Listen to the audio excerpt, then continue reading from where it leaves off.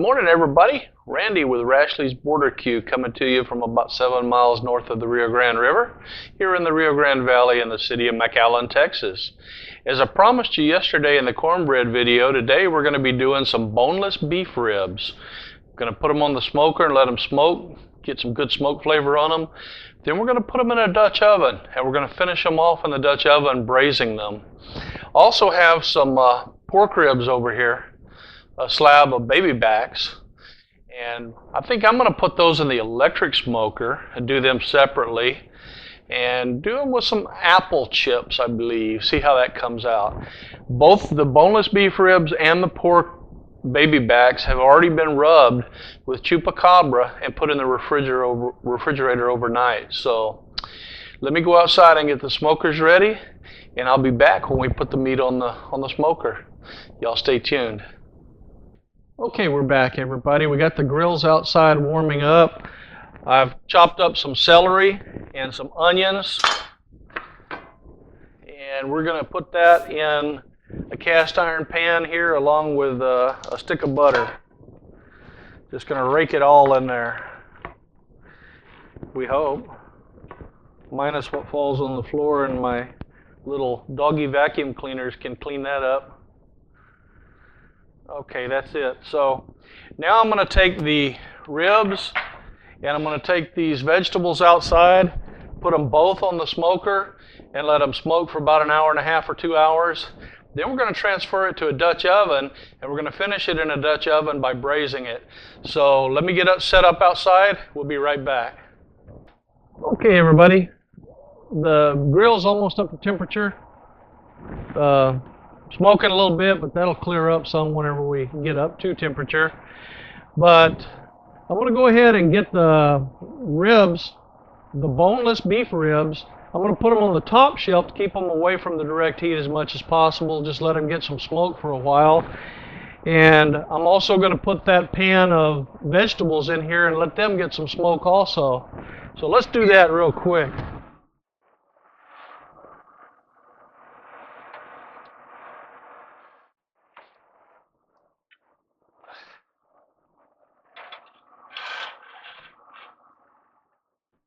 So there we go. I don't know how well it's showing up, but we have the beef ribs up here. We have the vegetables down here in the pan. We're just going to let that go for a couple hours and let it get some smoke on it before we transfer it to the Dutch oven. It's been a little over a couple hours. You can check out the sweated vegetables. They took on some color.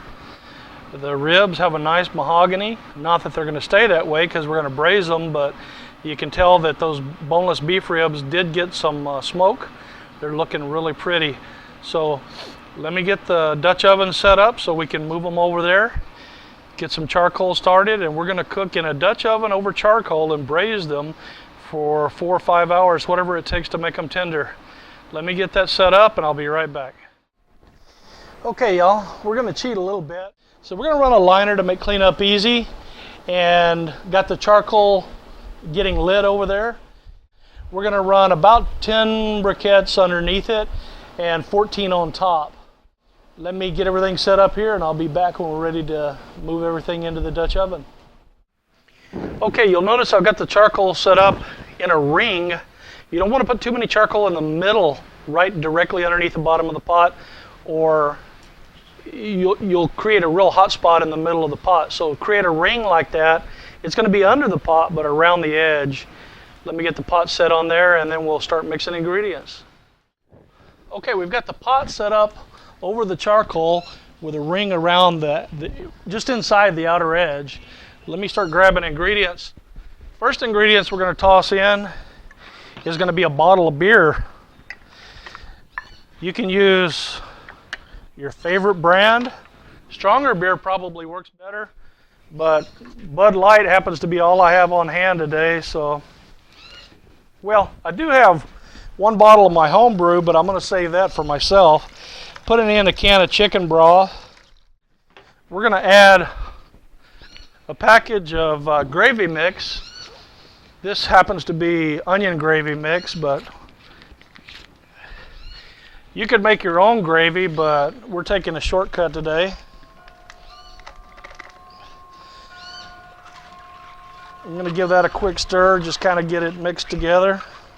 I've got some water over there so I can add enough liquid to bring it up right up to the top edge of the ribs. Let me get the ribs and the vegetables, be right back. This is those onions and celery that we had on the smoker. You can see they picked up some color from the smoke, wilted down a little bit. We're going to dump them in there with the butter that was in there also.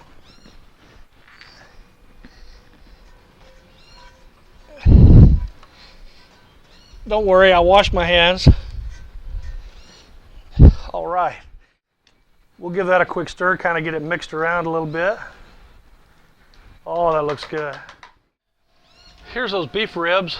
You can see they took on a real pretty color from the smoke. We're going to sink those down into there.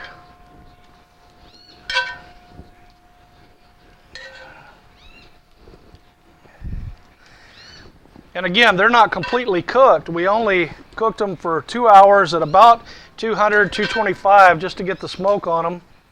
That's not going to need any additional juice right now. You can see maybe you can see it's just right up to the top of the ribs. That looks really good.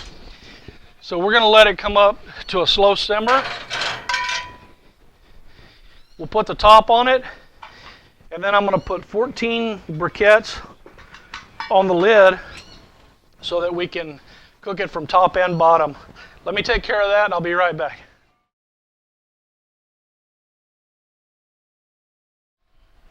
Okay, we actually put 16 briquettes on top. Give it a little extra heat to bring it up to temperature. Then we can pull a few off and drop the temperature back. I'm going to rake all these other coals away so we're not getting too much heat on the pot. And then we're just going to let that sit there. I'll give you a shot when it comes up to a simmer and show you what it looks like inside, but mostly we're just going to leave it shut and let it cook. I'll be back. Okay, y'all. It got up to a simmer now. I pulled some of the coals off the top and from out of the bottom because it was running a little hotter. I just wanted a slight simmer, and there you go. You can see that's exactly what we have now.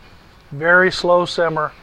So I'll just keep changing the coals out every hour or so. We're going to let it go 4 or 5 hours till it gets real tender. Probably flip the ribs over at some point. So there we go. We're going to let that go for a while and we'll be back. As executive chef, I've made an executive decision. But before we get to that, this is called a Mair's Lid Lifter, M-A-I-R-S, I believe. Really cool because you can do whatever you want with that lid. It won't wiggle or what have you. Looks like our simmer has slowed to nothing, so I've got some more coals going on the other side. As soon as they get ready, we'll get some under here and speed up get it back up to a simmer. The executive decision was, I like tomatoes, so I'm going to add a can of Rotel tomatoes with chilies in there. I've got the extra charcoal on over here already. It'll be ready in just a minute. We'll put some under there and get it back to a simmer. Ooh, I'm going to tell you, it's plenty hot out here, especially with all that charcoal going. We just put our second set of charcoal under it, brought it back up to a simmer, and we're just going to leave it doing its thing for a few more hours. Like I say, the charcoal, of course, is going to burn down, so every 45 minutes to an hour we have to put new charcoal. So it's not a big issue. What I do is take the old charcoal that I put to the side that was excess, and just before it looks like I'm going to have to change the charcoal out, I put 10 or so briquettes on the bottom of a chimney and then just put fresh charcoal on top of it. That way you've got an automatic starter. It lights the new charcoal. When it's ready, you swap it out, remove all of the old charcoal from the top of the Dutch oven and from underneath it. With that Mair's Lid Lifter, you can just take that lid and turn it on side and dump all the old charcoal off of it and the ashes. Put new charcoal and let it go for another 45 minutes to an hour or so. We're just going to keep doing that and we'll be back. Y'all stay tuned. Okay, y'all, we've wrapped it up. It's done. They're fork tender. Awesome. And brought it inside. We have the pot here. I made a pot of mashed potatoes. So I'm going to dish some up and give you all a look at what it looks like. Let me give you a quick glance over here in the pot. That's what we got. Those ribs are just fork tender. Got all that celery, tomatoes, onions. All right, I can't wait. So I'll be back. And there she is. We got the ribs that were smoked for a couple hours, and then they've been braising in chicken stock, onion gravy mix, onions, celery, made some mashed potatoes, put the juice over the mashed potatoes with some of those veggies there. I'm going to go try it. All right, the proof is in the pudding. So let's just, oh, that cuts easy enough.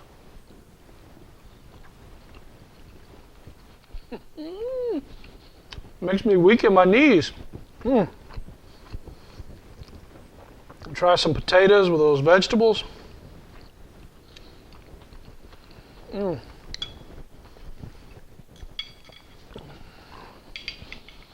That is so tender.